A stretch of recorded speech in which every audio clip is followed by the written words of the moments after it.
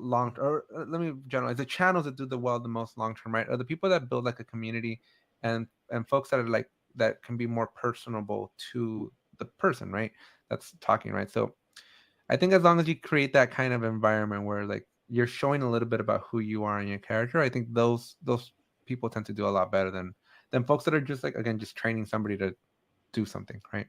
Because you can watch, there's 1,000 of those, but people will start to latch on. Like my buddy and I, the Jira guy, we started the Jira Life, a new podcast, right? And we've been very intentional in making it community driven, right? Very community based. So we have like the peanut gallery, and we like elevate the peanut gallery so people know and appreciate that whatever they put in the chat and the comments is going to be part of the episode, right? Like we fold it in, and we make sure that we bring everybody into it, so more people want to come in and contribute because they want to be part of it. So it's like it's a very exponential like way of growing.